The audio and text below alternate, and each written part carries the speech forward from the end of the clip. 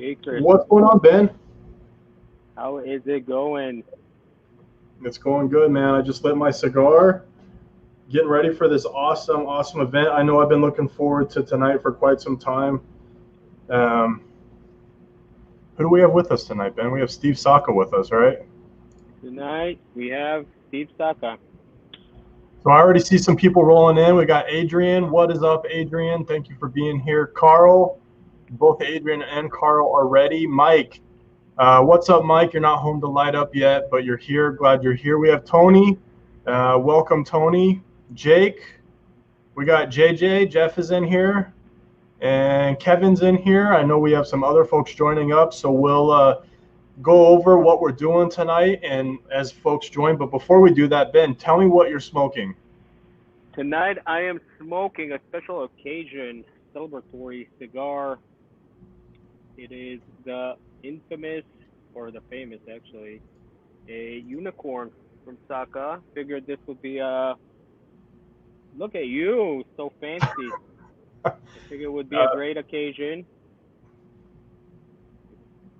Someone talked me into this. I had a sin picked out, and my business partner, Ben, he's like, listen, smoke something good, man. I'm like, the sin is good. He's like, smoke the best. I said, okay, I will. And so I went and pulled this out. I don't know if he's going to make me pay for it or not. Do I have to pay for this? You get 25% off and a free hat. A free hat? I apologize for my attire. I know you guys are used for me to wear a suit, but it is 104 here today, so I had to switch to a V-neck, and I hope you don't mind. So we got some more people coming in. Another Tony in here. Welcome, Tony. Welcome, everyone. All right, so let's go over the deals. We are doing some really crazy deals today, right? We have, I'm going to just grab the stick over here. We have a really unique stick from Steve Saka and Dunbarton Tobacco. We have the Polpetta. Here is a little view of it. Here, if my camera will focus. I actually smoked the cigar last night for the second time is what I had it, and it's such a fantastic smoke. It's short, but it's not a short smoke. I think I got almost an hour and 10 minutes out of it. Really enjoyable. So what we're doing is we're doing a 5-in-1. If you purchase any 5 Dunbarton Tobacco cigars, you're going to get 1 Polpetta for free. If you buy any 20 cigars, you're going to get 5 for free. Also, if you buy a unicorn, you're going to get 1 of those sticks for free. And we have some really fancy Saka Squatch hats or beanies. I have a few different colors, so that's going to come with the purchase of a unicorn as well. And then we're going to be giving away a prize to whoever asks the best question tonight of Steve. Steve's going to choose at the end, and we're going to give away one of these really sick, really awesome Saka Squatches. These things are so cool. And I saw a rumor. I heard that Steve might be making a 3-foot-tall version of one of these, so we're going to have to ask him that tonight. Ben, are you ready to bring Steve in? I'm very excited. So drum roll. All right, let's drum roll, please. Let's get him in here. What's up, Steve? Oh, man. Being excited for me is a very disappointing venture. You're not going to be happy at the end of this. All right. So that was our show, everyone. Oh! Just send money. That's all we need. Just money. So, welcome, Steve. First of all, where are you right now? You home? I'm home. This is my home office.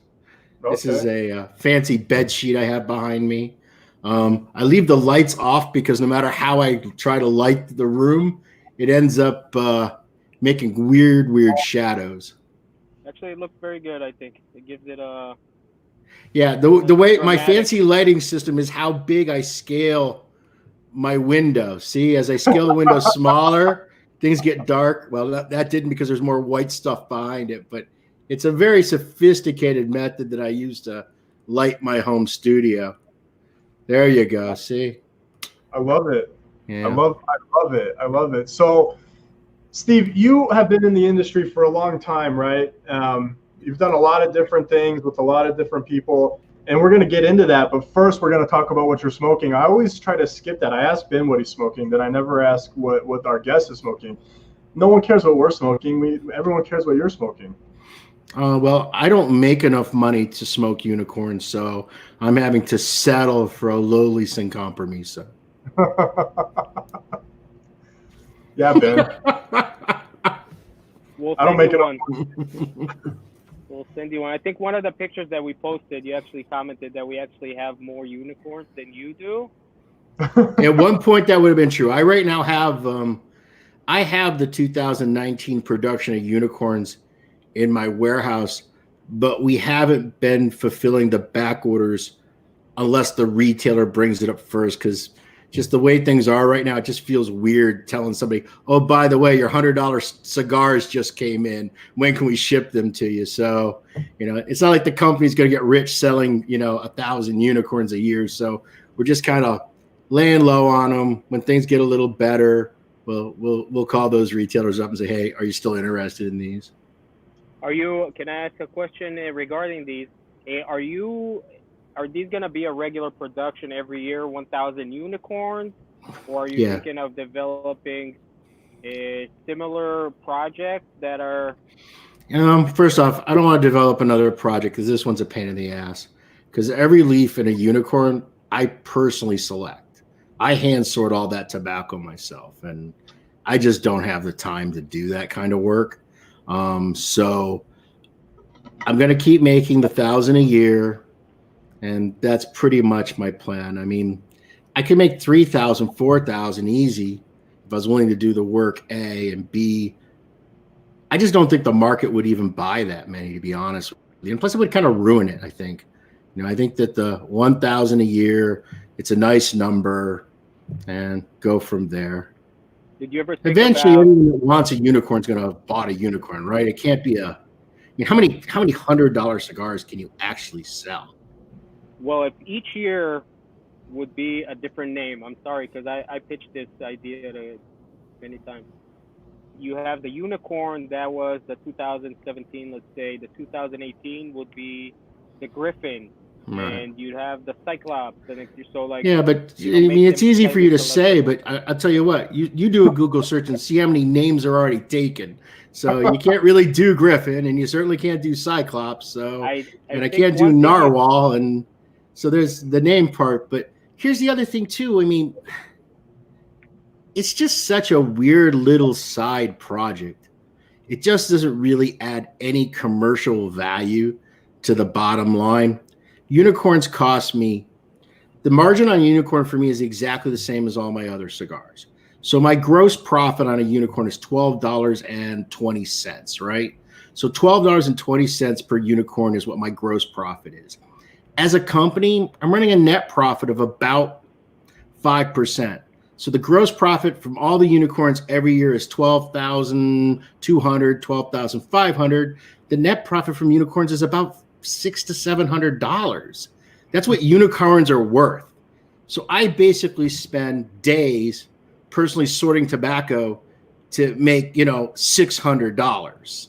You know what I mean? All the time, all the effort. Unicorns are just much more an art project. There's something really unique for the guy that wants to try something that's got that much detail and that much attention in it. But by no means is it meant to be something that is commercially successul. Well, it's probably the most beautiful cigar I've ever smoked. Well, thank you. I mean, of course, as soon as you open the coffin, you see exactly that. You see the attention that was put to the details, to the construction, the choice of leaves, even the band. You can see that, and that's one of your claim to fame is, this little project is something that you can do. Other people probably can't. So I know the monetary reward is not there immediately, but it's a beautiful project. I'm very glad you did it. Look, it's a fun project. It's nice. It lets me do some special unicorn events every year. It lets me use some for charities. It lets me have something that I can, hand that kid that's like my champion in that store that's always slinging my stuff and recommending it. He's never going to be able to buy one because it's so pricey, for me able to reach it. Because even out of 1,000, I probably blow through 100 a year myself between me smoking. Probably, I'm to the point now that I smoke, like in the last year, I probably smoked 10 or 12 of them. But But use them for charities and contests and giveaways. They probably only sell 900, 920. That's why I've got 7,000 on back order. Well, I'll tell you what I like about it. First of all, it's a good stick, right? I mean, it's not. There's a lot of $100 cigars out there that you pick up and you buy, and you're like, why in the hell is this $100 cigar, right? Yeah, and I don't want. But Chris, that's how I feel about that cigar. When I started the whole project, the question was, how much money could you actually spend making a cigar if you just did everything to the most ridiculous level? And honestly, doing everything to the most ridiculous level doesn't necessarily make it ultimately that much better a cigar. It's such an exponentially declining curve the way these is. It's kind of like, the 12-year-old scotch that you like is $70 a bottle. The 18 is instantly $300 a bottle, and you get into the 25, and there you go. You got $2,000. But is the scotch that's 25 years old that much better than the 12-year-old? And is it worth the extra $3,000 between point A and point B? And that's kind of what a unicorn is. I always tell people that they're much better to take $100 and spend it on 8 of my other cigars. It's just a way better value. And what I was going to say was, there's a lot of $100 cigars that I wouldn't pay $5 for or $7 for. And there's not that problem with this cigar, right? I would, when people ask me about the cigar, the way I describe it is, if you have $100 to spend on a cigar, then this is a cigar that you want to buy. Not you need to buy this because it's an amazing cigar or this, because I realize you're asking someone to spend $100 on what, an hour of their time, hour and 10 minutes to pay. And so that's what I say. My favorite cigar from the Saka line is probably the Sin Compromiso, the number 2. It's my favorite stick of yours. I really love it. And then the Sobremesa Brûlée is also fantastic. The sweetness that you have on some of that wrapper is delicious. So, but there are a market of collectors out there who buy sticks like this, not to smoke, but to have. They're trophy sticks. You know what I mean? But you'll notice on social media, I do an awful lot to encourage people to smoke them.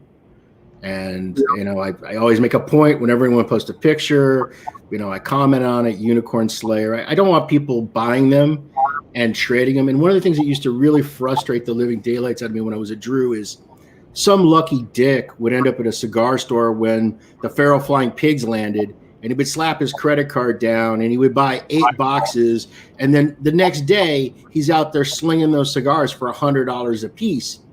And and honestly, on a Feral Flying Pig, when I was at the company, we made about $1.87 a cigar, right? For all our time, all our effort, all our work. And there's some Joe that's just flipping it. Well, look, it's capitalism. This is the way it works. It's how it is. But I've been very clear with people. If I see people starting to jack these prices up on the flip market, trades are fine. Taxes are fine. A little bit fine. But if I start seeing it going crazy, I'll make 7,000 of them, and I'm going to ruin that guy's day. Because, you know what I mean? Screw that guy. You know what I mean? I'll kill the whole thing. I'll just flood the market with unicorns and be done with it. That's funny. So, Steve, tell us. I know a little bit about your history. You have a degree in engineering, if I'm right. No. I'm a barely high school graduate. High school grad. Okay, where did I hear that? I must have heard that. Well, the reason why I think that is when I enlisted in the Navy when I was 17, and when I got out, I had one short-term job that ended up getting me to start my first company, and it was a control engineering firm. So I owned a company that did engineering, but I hired people that had PE stamps that were engineers. But I myself was never an engineer. I was much more a technician, programmer, and just all around, crappy boss. So, tell us about, where you started, how you got here, all of that, the good stuff that you probably said a million times. And I have to think most of the people in here have heard it a million times. I'm doing a really abbreviated version.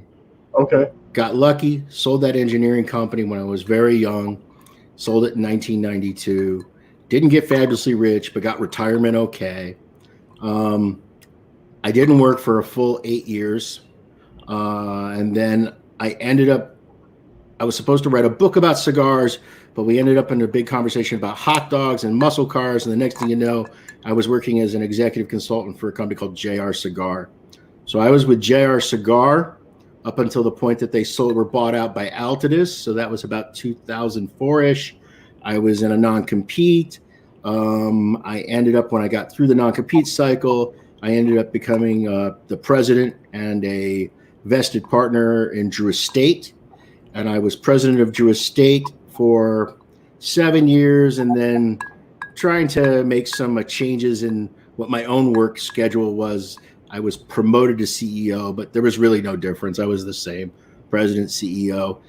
I ended up leaving Drew Estate in 2013 of my own volition, and I ended up, again, another non-compete, again, another buyout, and I then started Dunbarton Tobacco Trust. So I've been bought out 3 times in my life. I've had 3 non-competes, and gotten really lucky for a fat guy with a high school education, I can tell you that. That's the American dream. Shut up. I knew it. He said it last week too.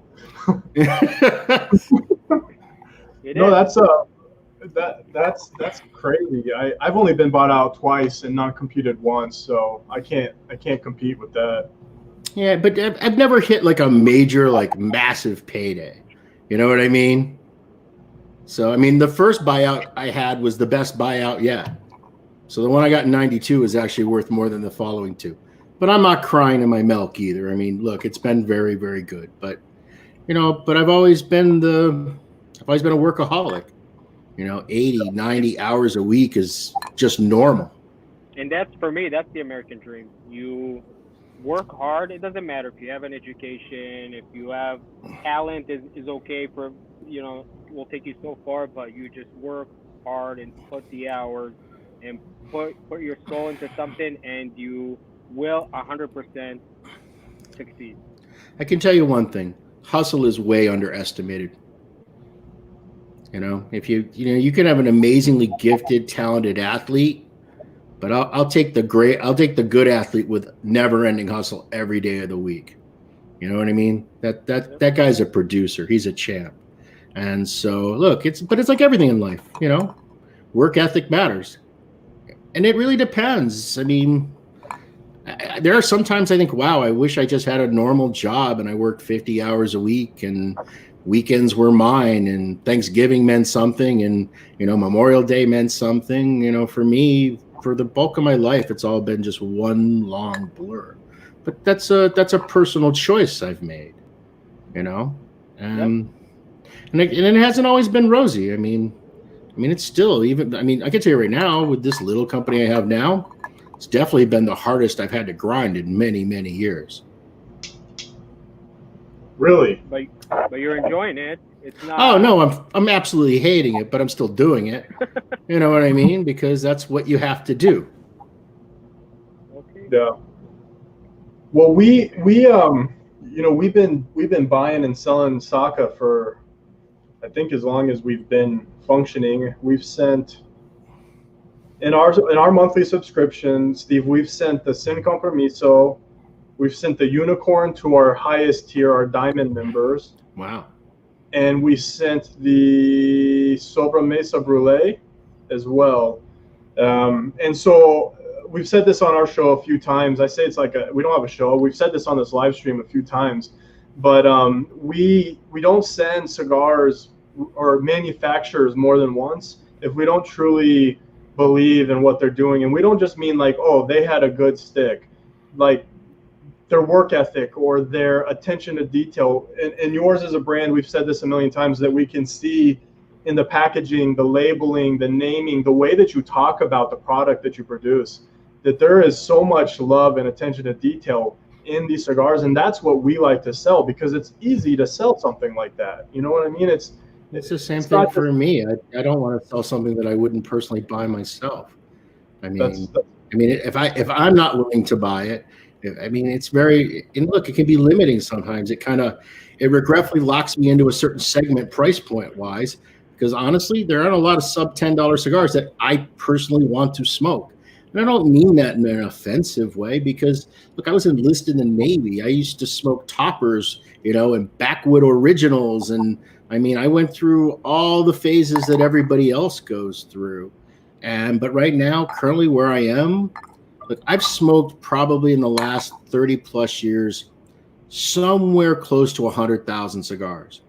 I've definitely smoked at least 90,000. I pretty much have had everything.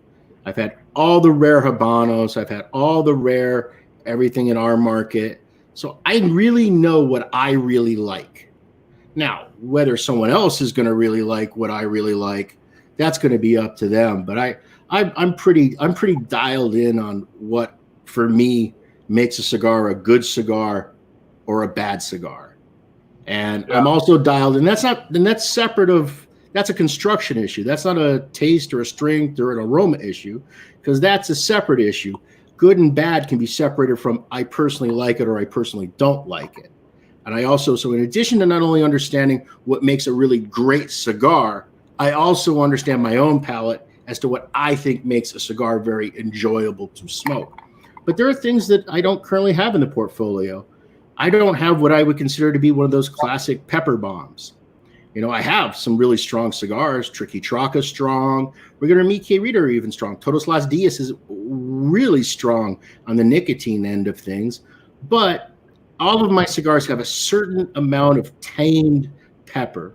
There's spice to them, but it isn't overwhelming. I don't like cigars that end up causing bite.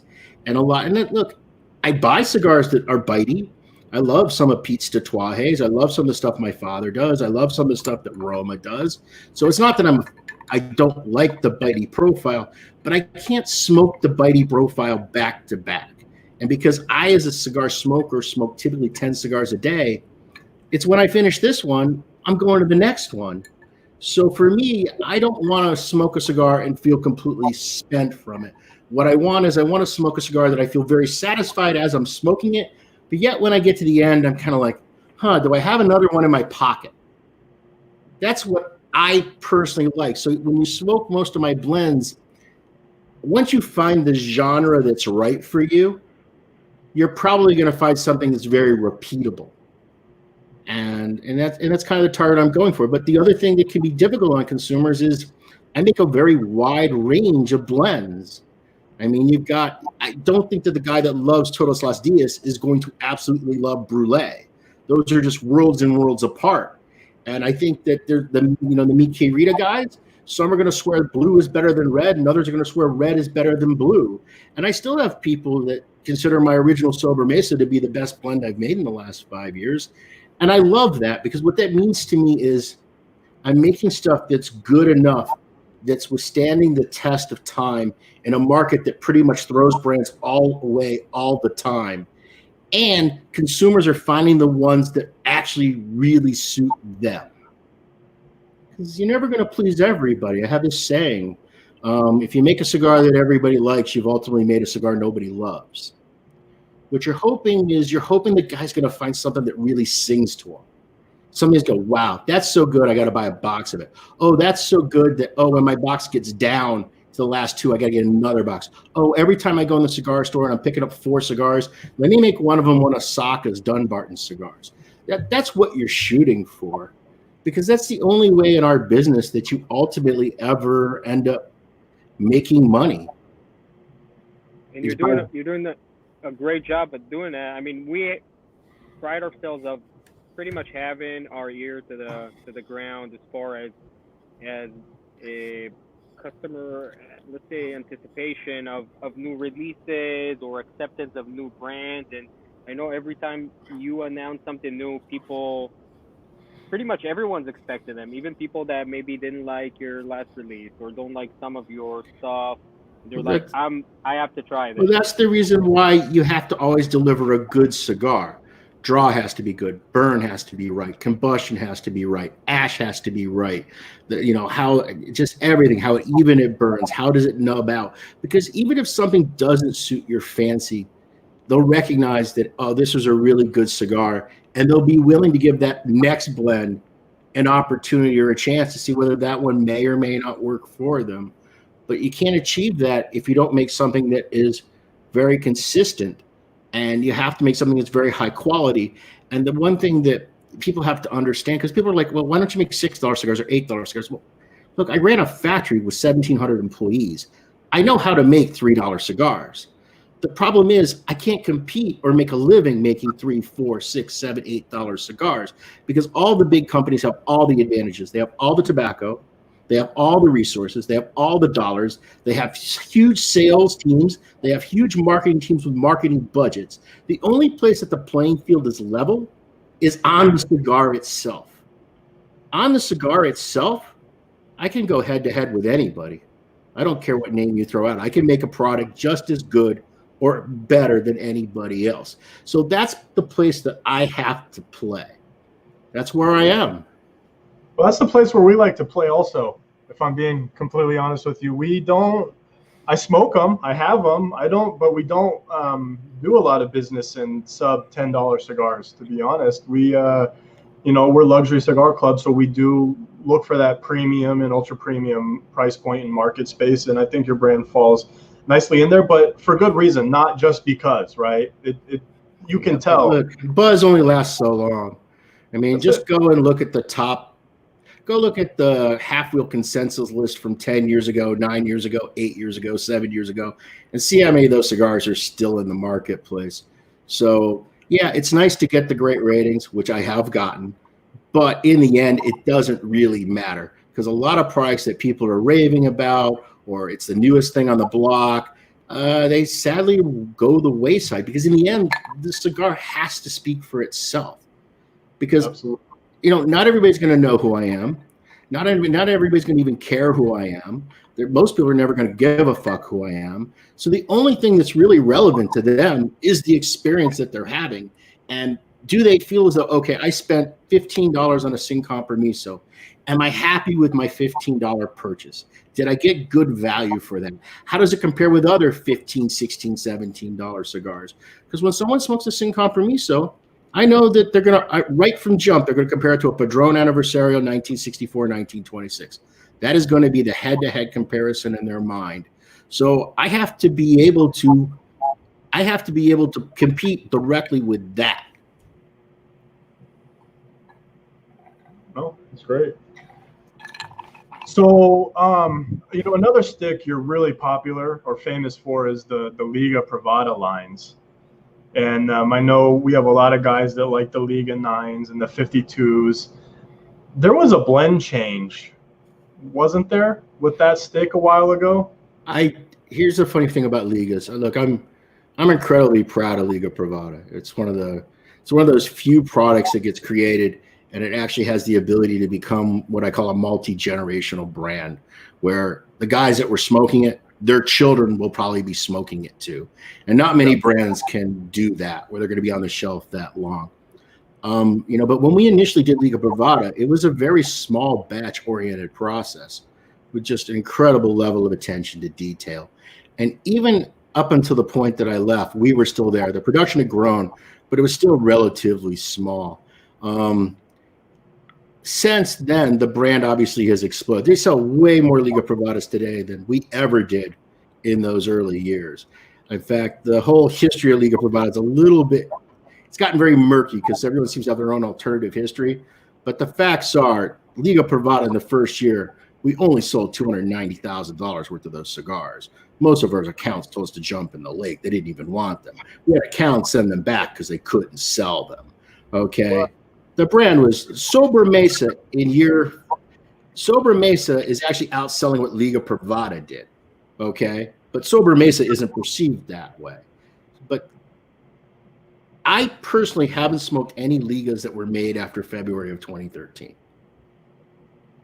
And the reason why I have done that is because, first off, when I left the company, I left with about 7,000 Liga Privadas. So I have plenty of Liga Privadas. I have way too many that are way too old. But they still are exceptionally amazing cigars.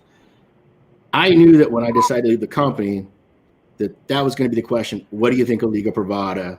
And when somebody asks me that, it's kind of a loaded question, because they're asking me it because they don't think it's as good as it used to be. And what they're asking me to do is to reaffirm their opinion, Okay. Or I say, no, I think it's as good or better. And then they look at me like I have two heads. So there's no winning answer to that question. And for me, I hope Liga Privada is as good as it ever was. And I hope it continues to have gotten better, because I'd like to see the brand do really, really well in the marketplace. And I don't do well because another brand doesn't do well. You know what I mean? There's no upside in me saying, well, I used to be the guy that did that, but those are now not as good, but I now do this over here. What's the point of that? Who cares? The guys that love Liga Privada, they love it for what it is. You know what I mean? They're happy with their purchases. So who cares what I think about it? So I can't actually honestly answer the question, because I haven't smoked a single one that was manufactured after I stopped running the factory in February 2013. Well, then we'll leave it to the people to decide. If anyone smoked one pre-2013 and still smokes some now, we'd like to hear what you think in the comments. So, Steve, I have a couple more questions for you, and then I think we'll open it up to kind of whoever's watching and see what kind of questions they have. I'm dying to know what your favorite stick from your own line is. Like, if you got stranded on a desert island and you could only have one, which one would it be for the rest of your life? All right, so it's not my favorite. I have favorites in all my blends. That's why they exist, just to suit my current needs and moods. So it's hard for me to just dial in on just one, this is my favorite, or the one that I think is the best. But I can tell you, if I could only smoke one, it would be the Mi Querida Ancho Largo, the Blue Band. That cigar for me is the classic profile that I personally have consistently been in love with for the last 3 decades. It's the same profile as those Liga Privadas. It's the same profile as the cigars that Frankie Anesa used to make at the Cofradia factory in Honduras. It's a Connecticut broadleaf, heavy, medium full, real earthy, real chewy, really dense smoke, a little bit of dirtiness, a little bit of roughness, but not abusively so. It smokes well in the rain. It smokes well in the wind. I can smoke it with a fine bourbon. I can smoke it while I'm tinkering in the garage. For me, it's just the all-around cigar. Is it as nice as this Sin Compromiso, or is it sophisticated? No. Okay. Does it have the technical details or the complexity of a Muestra de Saka Nakatabali? No. You know what I mean? Does it have the finesse of a Brulee? Absolutely not. So, I mean, but if I had to just pick one, which I guess is kind of sad, because I'm basically saying I picked the one that costs what, $10? You know, no, not the one that cost 100, not even the one that cost 22. I'll tell you, I'm very happy with this $100 stick. By the way, it does not disappoint. The flavor, I mean, the construction is perfect. The draw is perfect. It's maybe not razor sharp. Well, I'll tell you what makes that cigar impressive on construction is it's a difficult shape to make, but with the normal materials that you would make that cigar with, it's much easier. You do not normally make those type of really dramatic perfectos with thick Nicaraguan style materials, because it's impossible to get them to draw and it's impossible to get them to burn. So the fact that a unicorn does what it does, given what it's made out of, is what makes it so miraculous and part of what makes it so expensive. You know, it's, I mean, even that wrapper, that's a Connecticut broadleaf wrapper, but look how vein free it is. And Connecticut broadleaf looks like your Aunt Edna's varicose veins on her calves. I mean, so, I literally, to make every single batch of unicorns, I go through nearly 6,000 pounds of wrapper just to pull out the leaves to make 1,000 crummy cigars. And we don't even make 1,000. We actually make 3,000. And we destroy 2 of the 3,000 every year as just part of the crazy quality control process that makes it so dumb and a unicorn. So this reminds me of another question I wanted to ask you. So I think in my head, you are kind of the broadleaf guy. And I know there's a shortage this year, or the crop. There was a shortage last year. So the prior year, there was a shortage. Look, broadleaf has always been very scarce. And what's so funny about that is broadleaf was actually considered a lesser grade wrapper until I used it on Liga Privada number 9. Now the whole market is broadleaf crazy. There's always tobacco available if you plan. If you're willing to spend your money and you're willing to plan, you have tobacco. So here I am, little Steve Saka, well, not too physically little, but company-wise tiny. And I had plenty of broadleaf to make it through last year. But there were companies that have 40,000 factory workers that ran out of broadleaf. I mean, 3 factories that I know of in Nicaragua ran out last year. So it's really a question of just really good planning. Really good planning and deep wallets. And going forward, it doesn't seem like there's any shortage anymore? No, I mean, look, in this current cycle, there's actually more broadleaf than there's been. And because of the industry slowdown, look, most of the manufacturers were already slowing down. I mean, imports were down roughly 8% last year, but that's not even a true reflection because imports are down 8%, but sales from the manufacturer to the retailer were down closer to 15%. And it was just simply because there was just over market saturation. And look, and the guys that are watching this, they see all these cigars that are being sold for pennies on the dollar right now. And then you compound it with the COVID situation. You just have this perfect storm where factories just aren't consuming as much material. So in addition to the 2019 crop of broadleaf being a heavier producing crop, you also have the factories slowing down. So I don't think that broadleaf will be a problem for most of the companies in 2020. I don't think so. I mean, and actually, when I talk about the 2019 crop, some of it's from the 2018 crop because of the fermentation delays. But it was during that cycle. So it should be better for most. And I do notice that the companies that were stopping production of broadleaf cigars last year, most of them in the summertime, most of them have started doing them again. So I think that they've gotten back ahead of the curve. Okay. Well, I think one more question and something that I can't believe I almost forgot to ask you about. You have a new release and it's shipping now. I believe, Ben, you just told me that our order shipped. Is that right? Our order was confirmed. I don't know if it's actually in the mail yet or it's going out, but yeah, we have some coming in. Tell us about it. Yeah, it's in the Muestra line. Every year I release one new Muestra. And every year, Muestra to Saka is kind of like a little playground thing. It lets me do crazy projects like the Unicorn, but ones that are much more economical, more reasonable. Not economical, but they're where they should be. So every year it's typically some sort of little challenge, or I try to do something that I really hate, but figure out, is there a way I can do it where I won't hate it? Or like Naka Tamales. Naka Tamales is one of my favorites, and Naka Tamales only have 2 tobaccos in it. I mean, it's a farm style blend, So I was going to do one this year. I had already done it, but I had challenged Raul Diesla, who's the general manager and master cigar maker at the Noxa factory. And Raul is a very talented cigar maker. He worked for Davidoff in the DR. He ran, he's worked as a demo roller, traveling the world like Pepin used to do. And he was the production manager at AJ Fernandez. And we had hired him to come over to Noxa. And the thing about Raul, though, he's a very talented cigar maker and a very talented tobacco man, but he's never actually ever made a blend or a brand on his own. He's always done something because a customers told him what to do, or customers kind of asked him to do something. Oh, I want it to be a little stronger. I want it to be a little bit like this. You know what I mean? He was always catering to somebody else's needs. Like me, I'm handing him exactly what I want to do. For me, he's the guy that executes what my blends are, but I set the standards and then he executes.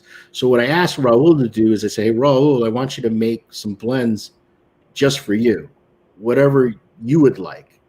And at first he goes, okay, what do you want them to be like? I was like, no, you're missing the point here, Raul. What I want you to do is I want you to just make a cigar for yourself, your own personal blend. So I don't know. Raul dragged it on for about a year and he didn't do it. And I finally just started busting his balls. Hey, Raul, what? You don't know how to really make a cigar? You really need a white guy to come down here and tell you how to make a blend. And you know what I mean? So I really started to get on his case. And he ended up producing 4 blends. And being Latino, he, of course, named them RAUNL for Raul. And I ended up smoking them, and all of them were good. But the one that he actually liked the best himself was his Romeo blend. On the other hand, I really like the U blend. So I said to him, "Hey, Raul, this was kind of a personal challenge project. This is kind of in the spirit of what Moester de Saka is all about. What do you think if we use this U blend of yours as one of the Moester de Sakas? Would you be okay with that?" And it's like, "Yeah." And he goes, I said, "But what I'm going to do, Raul, is I'm going to tell everybody that you blended it. That I did not create the blend. All I did was issue the challenge, and then in the end, pick out the one that I liked the best. But you're going to get full credit for this cigar." And that's why I decided to name it Unstolen Valor, because in our industry, stolen valor is so common. The people that are the faces of the brands are very rarely the people that actually do any of the work that has to do with the tobacco or the cigars. I mean, very few brand owners could even sort tobacco at all, much less buy it, run a factory. And it is not to denigrate them, because it doesn't really matter. Because you as a consumer, what you need to know is that somebody very talented and skilled is behind that product. And if you like it, you like it. And it's just as simple as it is. But I just thought that the name Unstolen Valor was really appropriate for the project. And it's, a little bit risky for me, because it doesn't taste like one of my cigars, but it tastes exceptionally good. I really love it, or I wouldn't put it in the box. But it could hurt me if people don't like it. It might hurt them buying Moesters in the future, or it could hurt me because they really like it, and then everyone's going to say, "Well, it's the best Moester de Saka ever," and Saka had nothing to do with making the damn thing. So it's kind of a really risky project, but I don't really care. I'm hoping people are going to love it as much as I do. It's definitely something different and unique, and it's a different profile, and it's part of the whole personal challenge. So can you tell us about the blend or anything like that, or is that still top secret? No, look, I'm not the same way when it comes to blends. I think too many people, it's kind of like, listen, every chef on the planet knows about lobster, and every chef on the planet knows about truffles, and every chef on the planet knows about butter and this cheese. It's a question of what they do with those materials. How do they work them? How do they treat them? How do they age them? How do they ferment them? How do they bunch them? How do they proportion them? How do they position them? So, on the Unstolen Valor blend, it's a Habana 2000 wrapper from Ecuador, Sumatra. It's got a Jalapa Nicaraguan binder, and then it's a combination of 3 Dominican tobaccos, and it's got some Ligero from Leo Reyes in the Dominican Republic, and then it has some broadleaf Ligero in it. So it's basically a 7 tobacco blend. Wow. It's in a Toro size 6x52, and it's got a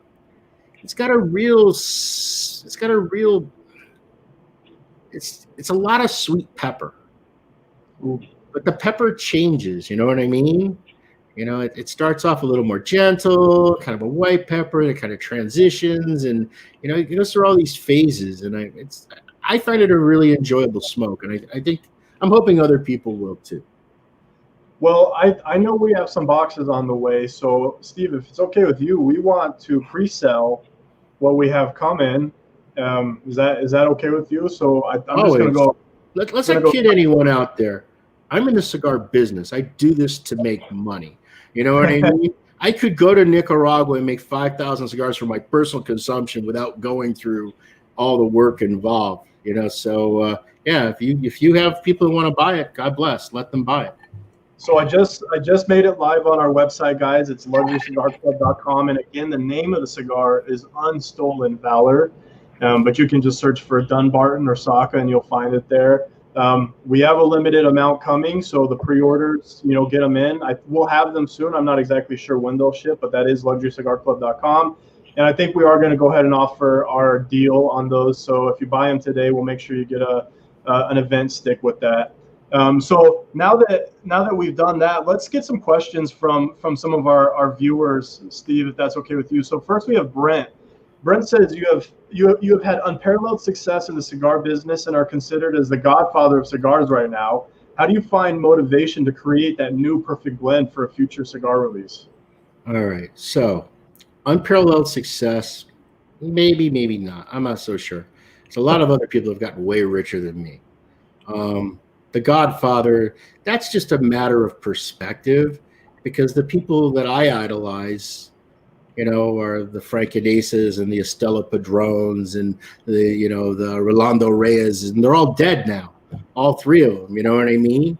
And Jose Orlando Padron and whatnot. I think it's kind of one of those things. As you get to be older, you just kind of de facto move into that position, whether you deserve it or not. You know what I mean? It's the beer. I don't know, man. Now, on the motivation factor, I love to continually create new blends. And it's actually a bit of a problem because it isn't necessarily what's in the best interest for your company. It's just, in fact, I'm to the point now that I have so many different brands with so many SKUs that I'm now kind of competing with myself. If I make something new, the retailer is going to go, okay, which of Saka's things don't work the best for me? Let me replace it with that. And the thing is, even my worst selling brand, which is Todos Los Dias, it even grew 18% last year. And that's my dog, grew 18%. So, I really don't want to supplant anything that I currently have. And then the other thing that's a problem right now is we're really at the very middle, very close to the end. We're at the high point of this FDA substantial equivalency situation. And it really does limit you. So a lot of the blends that I've been able to release in the last 3 years are because I had the foresight to get them into the country before August 8th of 2016. Now, there's been some tweaks and some variations to them because you have to the materials, but the FDA understands that. But right now, it's really hard to do something that's out of the box legally. And so I think that's an issue. I know that this year I'm not releasing another core line. I'm going to add to Tricky Traca. I'm going to add something to Brulee. I have Unstolen Valor, and I have a few other little things, that are just, projects along the way. But I don't want to get in my own way. You know what I mean? Yeah. No, I love it. And sometimes you have some of these brands that are so big and there's so many releases coming so often that for me, it almost dilutes the integrity of some of the previous releases. I like the smaller tweaks, the smaller changes. Here's a new view, or here's a new perspective on this blend. But there's a lot of companies out there that just fire out new releases all the time. Yeah, but they fire them out because they're easy sales. If it's new, that's what everybody asks. I ask it when I go in a cigar store. What you got new? What haven't I smoked? You know what I mean? It's the common thing. So just by it being new, even if it's a total turd, you sell a few thousand boxes. And the thing is, it's a total turd, but they all sell because everybody's willing to try it. No one buys it again. Most cigars, the average shelf life of a new product at this point is about 9 months. It's about 18 to 24 months on your shelves, but that's because it took you that long to sell the crap that you bought the year before. But most brands have become very disposable. And I just don't agree with the philosophy of it, because in the end, that's not how you actually get ahead in our business. You get ahead by doing the boring thing, the exercising and going to bed early and eating your vegetables and, making a Padron, making a Fuente, making a Davidoff white label, That's really how you get eventually ahead. All these little short cash hits, eventually what you end up doing is you end up burning your customers out. And the other thing too is like I've been doing a lot of small projects, like a lot of limited production projects, more than I would like to do, to be honest with you. But the thing with me, those are like the most risky. Most manufacturers look at them as easy cash. Oh, wow, I got to sell this guy 500 boxes. Wow, I got to sell this guy 1,000 boxes. I got to sell this guy 250 boxes, one lump sum. But I don't look at them that way. I look at them as incredibly risky because I know that my most loyal customers are going to be the ones that go out of their way to buy a box of Don Derma when Ronnie has them, or to get the Red Meat Lovers Club from Smoke Inn. So every one of those is a chance for me to really step on my own dick. You know what I mean? So those cigars have to be really, really good, because the last person I want to disappoint is the guy that goes out of his way to get these unique products. So it's just No, I love it. I don't know. So we got another question about the unicorn. Actually, the question is: does the coffin for the unicorn change at all year over year, or are they date stamped in any way? Is there something you would consider so people know how aged they are? We've never date stamped unicorns. We should probably start doing that. You know what? We will start doing that. On the next year's batch, I'll start date stamping them. And part of it is you could tell the difference because the very first year's release was in a square coffin, but it was a heavier, chunky coffin. And then the second year, it was in a square coffin again, but the wood was thinner. It wasn't as thick as the first year. And that's the first year one. And that one that you have in your hand is a third or a fourth year one, because the third or the fourth year ones had the fancier rounded. And I've decided that I like the heavier, fancy rounded one at this point. And I made the tray for them to go into. So that will be the size. So you have to understand, I've never really thought about unicorns. When I made the first 1,000 and I found out how much they cost me, I thought, how the hell am I ever going to sell these? I ended up giving them all away to retailers. I didn't even sell the first 1,000. And then I was like, wow. And now they're calling you back. They're like, oh, I have Jojo in my shop, and he's one of my best customers, and he absolutely has to have one. And so then I started making them. But I never thought I was going to be still making unicorns. I literally gave away the first 1,000. I didn't think anyone was going to buy the damn thing. Well, sometimes you've been very vocal about it. Yeah. What else do we have? Carl wants to know what's the difference between the Ubagog and the Mikirita. Is it the same blend underneath, a slightly uglier same wrapper, or are they the same wrapper, one not as pretty but different blends? All right. So a lot of questions. No. It's a good question. First off, Umbagog and Mikirita are very similar in taste. They're so similar in taste that some people would not be able. Most people, I think, can't tell the difference between the two, to be honest with you. But the reality is, the best materials go into Mikirita. The best filler, the best wrapper, the best everything. And then in Umbagog, what happens is the materials that aren't quite as good a quality, in my opinion, they're still great quality tobaccos. I don't make anything that is a crap cigar, but it has the materials that are not quite as high a grade as the ones that I use in Mikirita. And in particular, the wrappers aren't as high a grade, but the wrappers are actually the same grade. It's just some are prettier than others. And what I do is I take the ones that are less aesthetically pleasing and I use them on the Umbagog production. But the thing is, sometimes you get Umbagogs and they look absolutely cherry perfect because I'm judging the leaf when I'm looking at the whole leaf and sorting it. But what actually ends up on a cigar is just that tenderloin cut. So you're cutting a strip of that wrapper, the length of the wrapper, about 1.5 inches to 2 inches wide, depending on the length of the cigar. And then you're spiral wrapping it around the cigar. So now you're seeing a face of the cigar, which is a very small spots of the wrapper. You know what I mean? So a lot of times I actually kind of get irritated when I see pretty Umbagogs because it's like, I really am doing a crappy job. I'm taking wrapper that I could use to make a $12 cigar, and I'm using it on this cigar over here. And the thing about the two products is they're very symbiotic. I can't make Umbagogs at the price they are if I don't make Mikiritas. So what ultimately ends up happening is Mikirita is legitimately, in a normal world, a $14 to $15 cigar, okay, taken onto itself. But because I have Umbagog and I sell so much Umbagog, and people are willing to pay the money that an Umbagog costs because it's in a bundle, but it's not a $3 bundle cigar. It's legitimately an $8, $9 cigar. It's legitimately a $10 cigar, but the packaging keeps the price down around $8. So having the Umbagog sales helped me to cost average my tobacco cost between the two brands. But without Umbagog, Mikiritas would be $15 cigars. There's just no other way around it.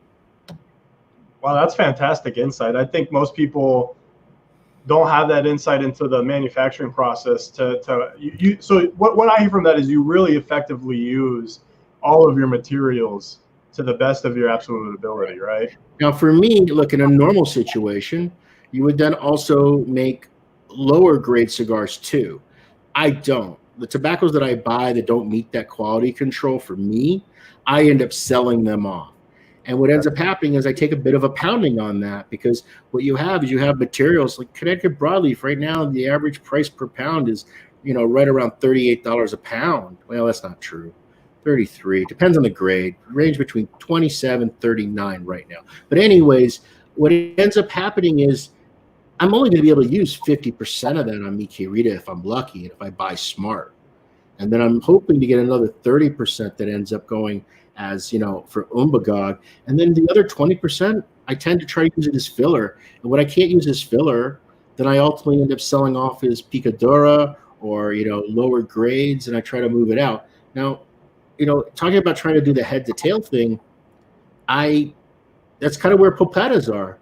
Pulpettas are the combination of the chop, the table trimmings that come from Mi Querida, Umbagog, and actually Unstolen Valor are used to make the pulpetta blend that you have. And the wrapper is literally the third cut on the outside lip of that leaf. So I'm taking that third cut off the leaf.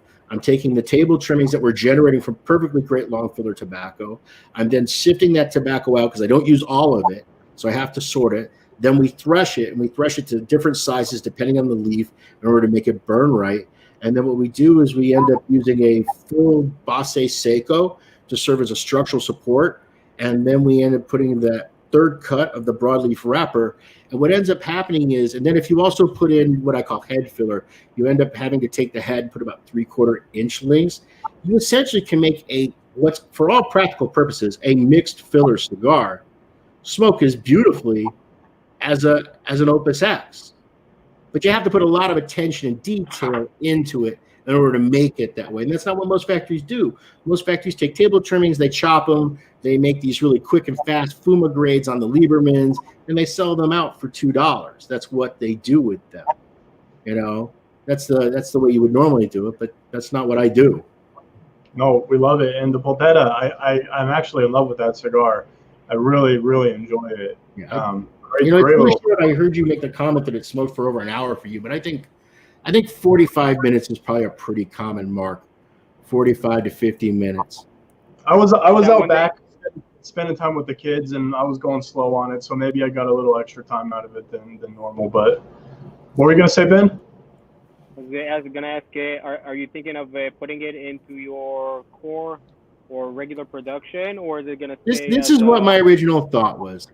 I've been doing these events around the country, and my guys have been doing events, and we keep giving away brulees and Mi Queridas and other cigars. And the thing is, I'm always continuously on a sellout thing. I'm a big inventory guy. I love planning. So I try to make sure we have everything, but we're pretty much selling through everything on a continual basis. So I'm giving away cigars that are actually making my problem worse. And so I decided to make an event-only stick. And that was the idea behind Pulpetta. And I made a lot of them because we were scheduled to do so many events as a company this year. But then this happened. And now I don't have a single physical event until June. And that one's still got a question mark on it. So we will help you out with that problem. Yeah, I mean, my intent was I thought we would go through most of them for events, and then at the end of the year, I would probably offer them up for sale to retailers that wanted them so that I could then replace it with my 2021 event cigar. That's what my original thought pattern was. But everything that I thought, 3 months ago has been completely turned on its head. Yeah, understood. Absolutely. I mean, the Saka squatches we sent to retailers, those weren't meant to have that happen with them either.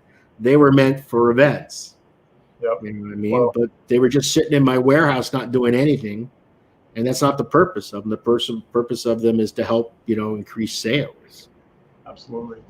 We have a lot of questions, Steve, so I'm going to keep them coming at you if that's okay. John asks, what drink do you most like to pair with Sin Compromiso? All right. First off, I tend to drink, I'm very boring. It's espresso, it's iced tea, it's water, it's scotch, it's bourbon. Those are about the only 4 things that I ever drink. Nothing else I ever drink. So the thing that I always love to pair with almost all cigars for me personally is espresso. But when it comes to brown liquors, I personally love heavy peated scotches, but they don't typically go very well with cigars. It's not always a complementary thing. It's very hard to find a cigar that pairs well with peat.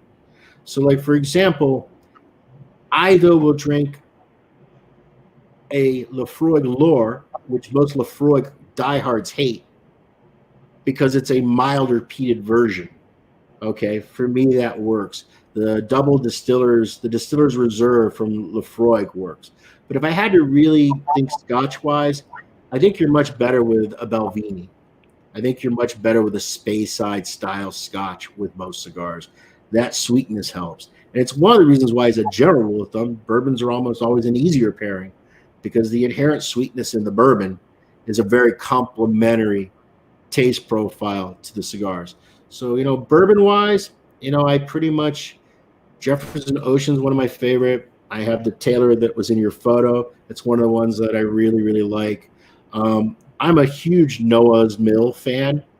I love Noah's Mill. It's probably my hands-down favorite bourbon from Willet. I know the one in the fancy pot still bottle is the one that everyone seems to rave about, but it's the ugly Noah's Mill bottle for me that I just think is absolutely cherry.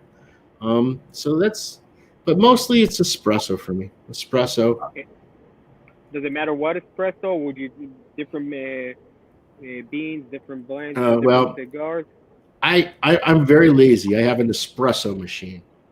Pop the capsule in, I hit the button, and does it make the absolute best cup of espresso in the world? No. Some guy with a $7,000 Italian machine and an experienced barista that's been working there 10 years can make a better cup of coffee. I'm just not that dude. So literally, an espresso makes amazing espresso. Especially the machine that uses the old capsules that was designed primarily as an espresso machine. The new versions with the wide capsules, it's more of a coffee machine and less of an espresso machine. But the original ones, I think the espresso coming out of them is fantastic. Coffee's my espresso out of a can. Yeah, Ben likes his double shots, his Starbucks double shots. Hey, caffeine anyway, baby. Coffee is my favorite pairing too. I mean, when we write our pairing notes, I write the pairing notes, and I was reading back through them sometimes, and I'm like, damn, there is a lot of coffee suggestions in here. I needed to explore. Are you drinking this right here? Am I seeing you drink this exact same thing right now? Yeah. Okay. There you go. I love it. Taylor, I love it. Yeah, that was great last night. So another question from Chris. What do you cleanse your palate with when you're blending? Any specific beverage? Yeah. There's three things that I do when I'm tasting, either not when I'm tasting tobaccos, when I'm buying tobaccos, but when I'm making tobacciotos to smoke, to sample the tobaccos, or when I'm actually working on blends. I like sparkling water, but it has to be room temperature, because if it's even slightly chilled, it kind of deadens the nerve endings. Mm-hmm. So I like to cleanse my palate with room temperature or slightly warm sparkling water. And then the other thing is I will typically have some sort of a starch, but it has to be a very plain kind of cracker, like a water cracker, no salt, no flavoring, no anything, just a simple unleavened kind of cracker. So I find that helps to absorb some of the things that are sticking in your palate. It kind of acts as a gum, so it helps to bring that down, and then you wash it down with the warm sparkling water. And then the third thing that's really critical for me is I like to have a small cup of roasted coffee beans. And what I use the coffee beans for is I will deeply inhale them, because what the coffee does, coffee is such a very distinct and powerful aroma that it just kind of resets your palate and your sinuses for the next thing that you're going to smell, because it's going to be way different than whatever the coffee was. And you can do that with coffee grounds, but I don't recommend it. I mean, they work, but you're really going to inhale deeply. So those are the three things that I like to have whenever I'm actually, selecting tobaccos for a blend or working on a blend. Fantastic. Jeff asks, Steve, out of all your cigars, which one do you hope you never have to stop selling? That's a good question, Jeff. Yeah, I mean, here's the thing. Every company that I've ever been at, X always ends up selling really well, but you really wish Y sold better because you make more money on Y. So what you end up doing is you try to figure out, how can I make Y sell better?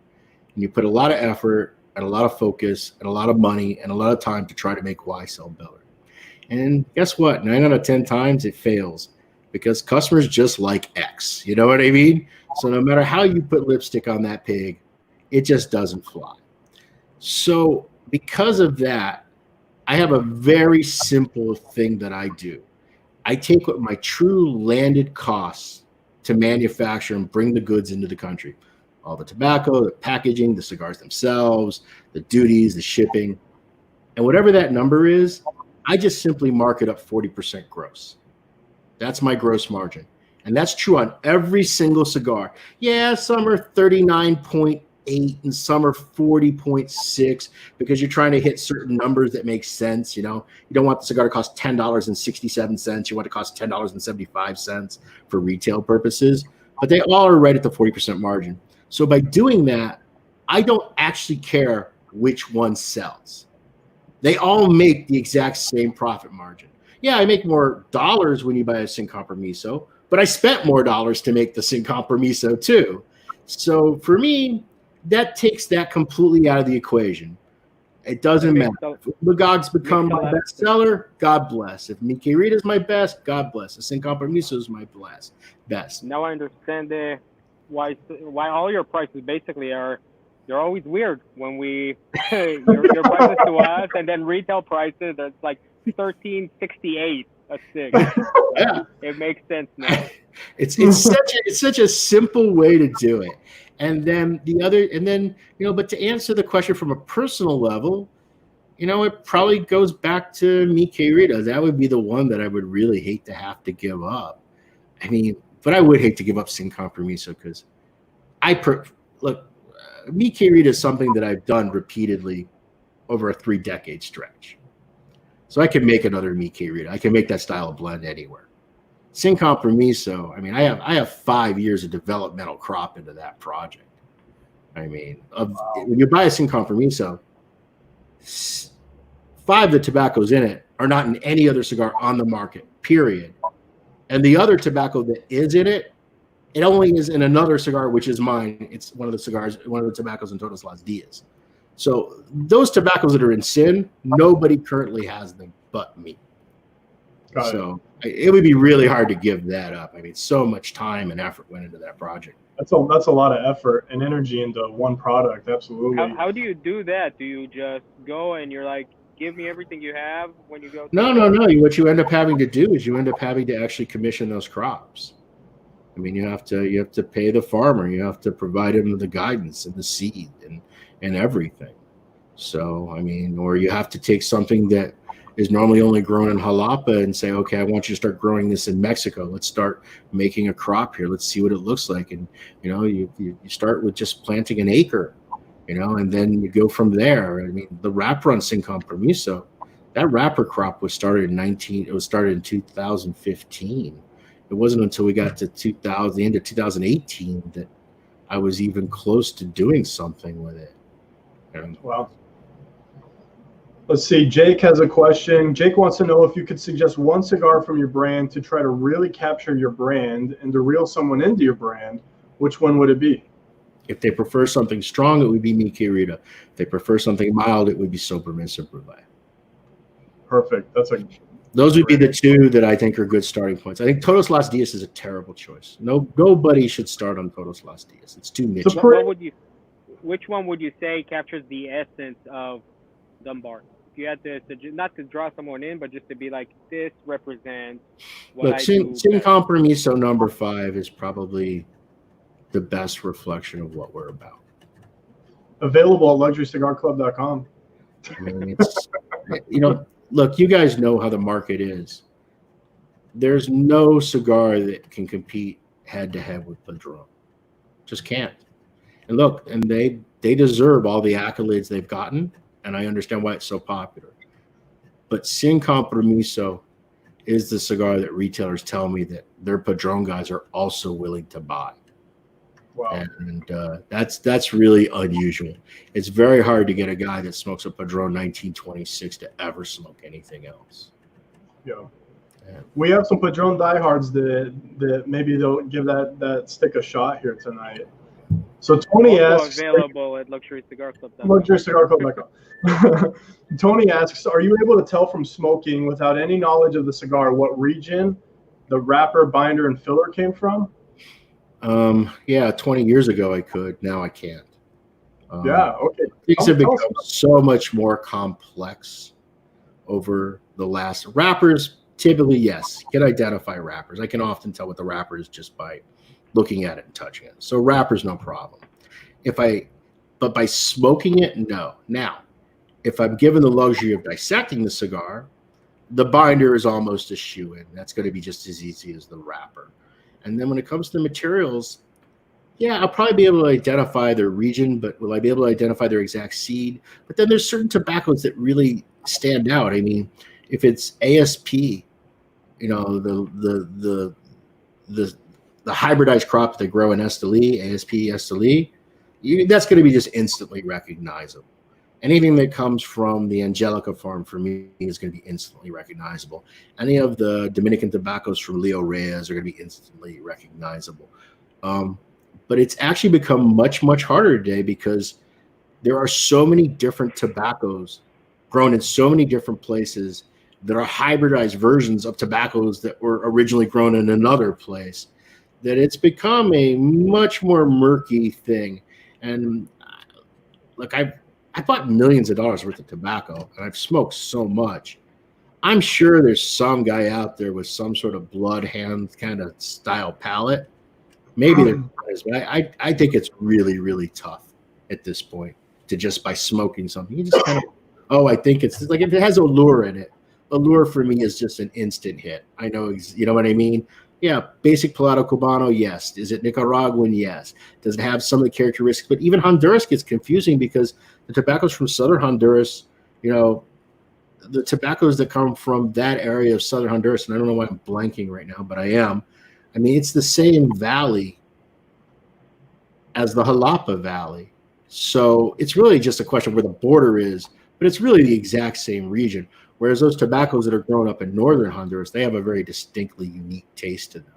Just the same way as Mexican tobaccos have a very uniquely distinct taste to them. But some of that isn't because necessarily of the tobacco. It's more about how they ferment the tobaccos.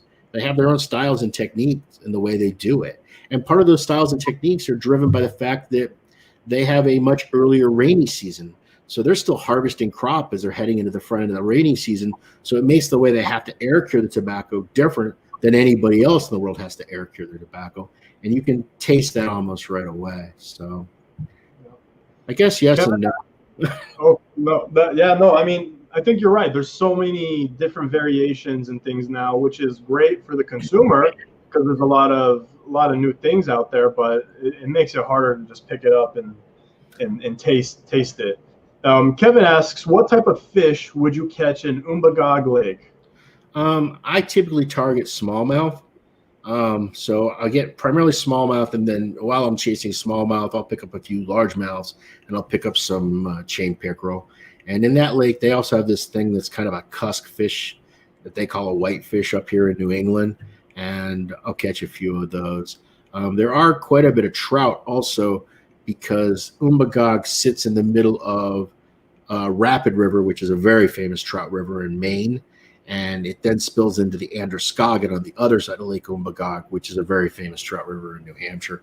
But I don't tend to target trout. There you go. With this question shows up in a lot of our lives.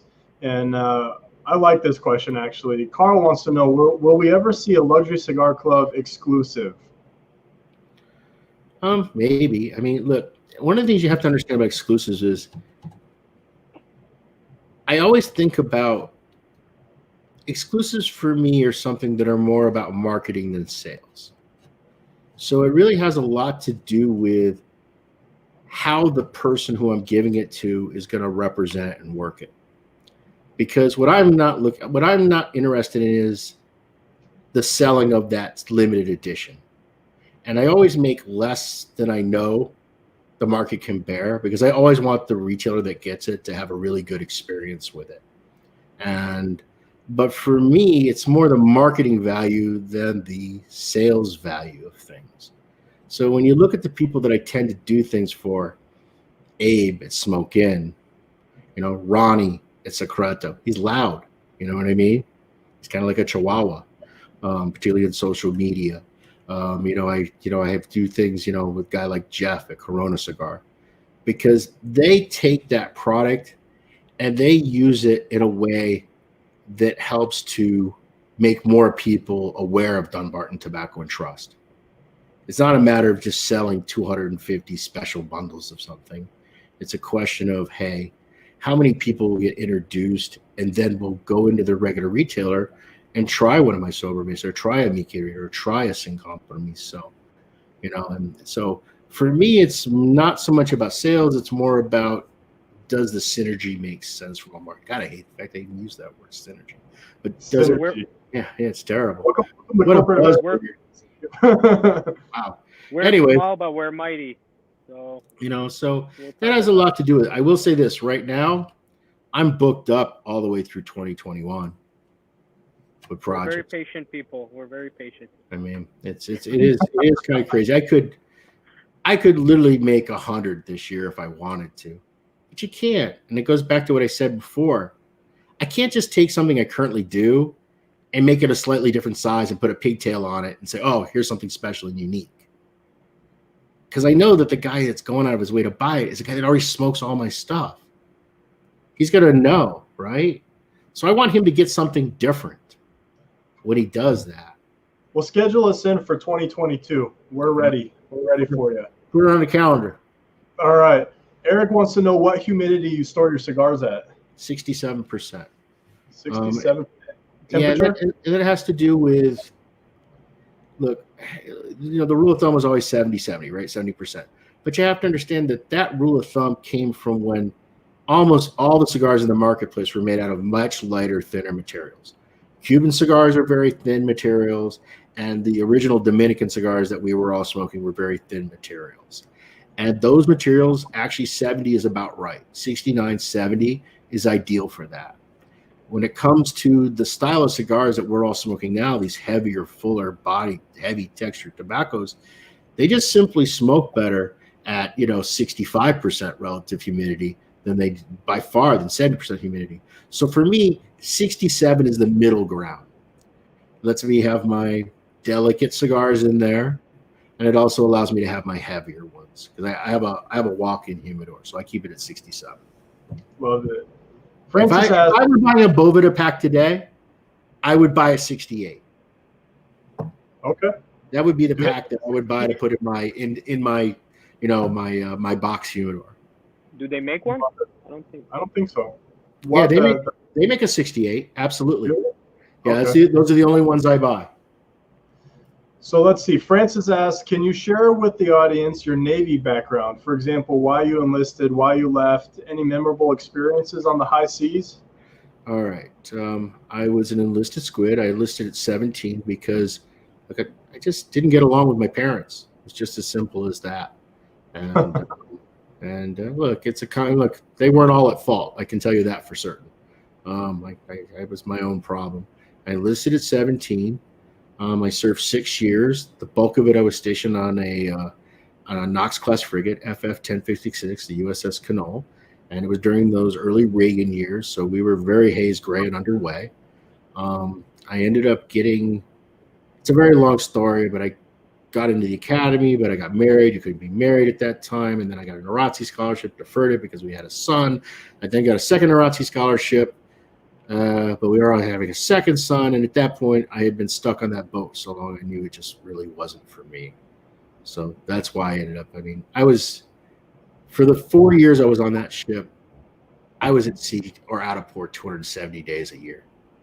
Wow. And then a quarter of the days you were in port, you were on duty, so you didn't go home. So I was literally going home and seeing my wife 70 days a month, 70 days a year. I mean, it was crazy. Memorable experiences, man, that we could do 8 hours on that, so we just got to skip that one. Okay, we'll skip it. It's too hard. It's too hard. Yeah, that's a 3-hour conversation. That's part two. Somewhere. Yeah. Kevin asks if you need any help smoking your old Ligas.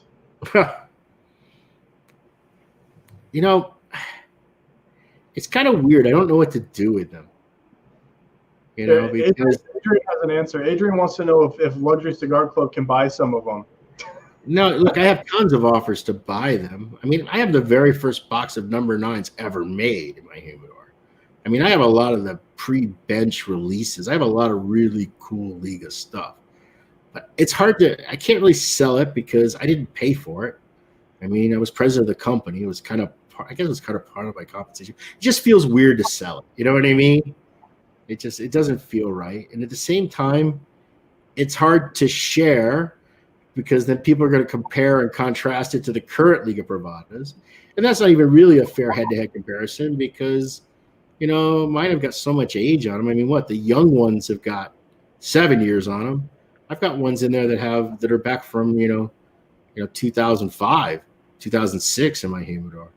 So, they're definitely a much more tempered style than they were. But there's a few, man. There's some original T52s that they've just held up so incredibly well. They're amazing. Yeah, absolutely. Adrian also asked, with San Andreas blowing up lately, do you plan on blending something with San Andreas? Well, I already do. Well, that's the Sin Compromiso. Sin Compromiso, that's the one that has the special Cultiva Tanto crop on it. It's a tobacco that it's a San Andreas Negro hybrid, but it's not a unique seed in itself. And what ends up happening is we end up basically throwing away the bottom half of the plant in the field. It kind of goes into, I got the idea from this article I'd read about Japanese Royal Crown melons. The Japanese have, and this is so Japanese, they have this crazy melon that costs like $250 to $400. One single piece of fruit, about the size. It's a muskmelon, right? It's like a muskmelon. But they go through this crazy process where the vine will grow like 22, 24 melons. But what they do is they pull all the flowers off and they only let 2 melons start. And then the melon master, he decides which of those 2 to even allow to live. So what you end up having is you have this vine supporting just this one melon. And then they have like one farmer for like every 10 or 20 of these vines. His whole job is just to tend 10 to 20 melons. That's his whole thing, this one dude. And, and the concept is that, and they do this very Japanese sing to it kind of thing. I can't even get into that. But the concept is basically that, you're taking all of the strength and nutrition that would normally support 22, 24 fruit, and you're just nourishing one. And the idea is that it becomes sweeter and lusher and smoother. And the truth is, those melons are amazing. You can't even import them in the United States anymore. They became so wildly popular. The Japanese government has actually banned their export. At least it was the last time I tried to get some. So I wanted to try that with tobacco, which is kind of the way you grow a pot too, right? You prune off the other stuff. You know what I mean? You try to focus. So what we do is we basically, as the crop is starting to grow, we pull off all of those initial leaves and just throw them on the ground. We actually only grow the leaves that are on the top half of the plant. And the thing is, by growing tobacco that's on the top half, I'm really only growing about 30% because the tobacco that would have grown beneath it is much larger and much heavier.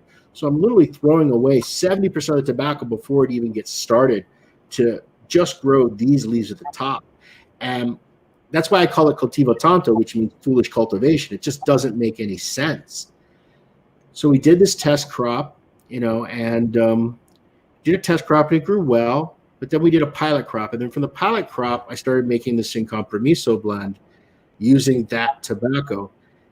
And I got to the end of the blend, and then it was just kind of a question of, okay, does this cultivo tanto really make a difference?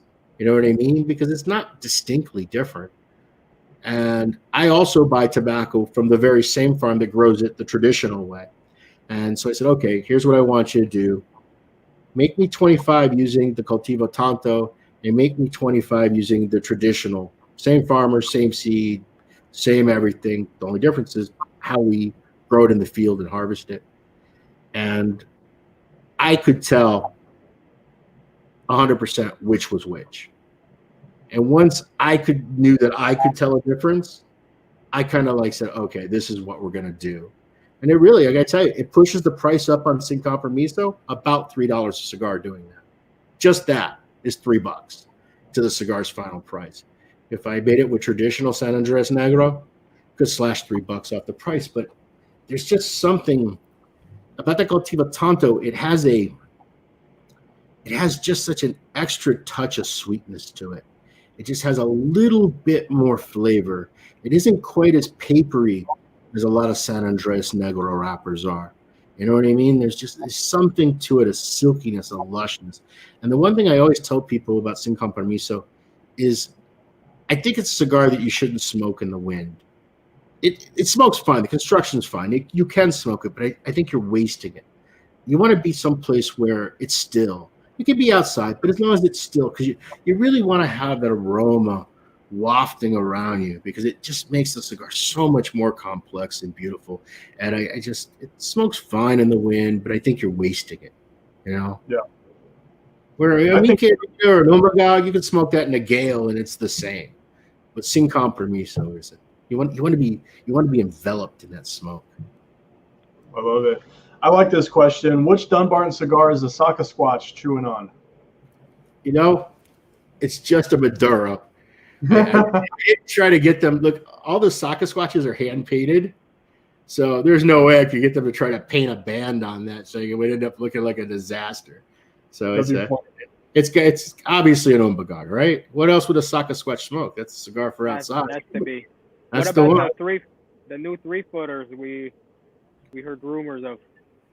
Yeah, for a year I've been trying to get these made. We're gonna make these 3-foot models. I'm not sure if it's really 3-foot. It may be like 2 3/4. I don't exactly remember, but it's pretty substantial. It's a lot larger than you think it is. And I had a few retailers. There's a company out there. I can't think of the exact name of it. It's something like Toscani or something that makes all these like lawn ornaments and gnomes and all these cast things. And I ended up buying one that they make of a Sasquatch, and I drilled a hole in it to put a cigar in its mouth. The trade show is one of our display elements. I'm really cheap, you know what I mean? So there you go. And I had about 6 retailers that ended up doing the same thing for their stores. And I'm like, you know what? Yeah, maybe I can make these. Maybe, it'll be good for the retailers. It's different. It's unique. I don't know where a lot of retailers would put it, but that's their problem, I guess. A nice conversation starter for sure, even this tiny one. Yeah. Well, Steve, we're gonna start wrapping up here. We went a little over, but so we have a couple things that we need to do. First of all, I'm gonna just do a shameless plug real quick, since we're all about selling cigars here. Remember, if you buy any 5 Dunbarton Tobacco Trust cigars, you're gonna get 1 of the event exclusives. With that, if you buy any 20, you're going to get 5 of the event exclusives with that. And all of that can be purchased at luxurycigarclub.com. I don't know if we have any of the Unstolen Valor pre-orders left, but that is there if you're still looking for that. Steve, we have one announcement to make. While we're making that announcement, if you'll ponder on what your favorite question that was asked for the evening, so we can get a winner for that.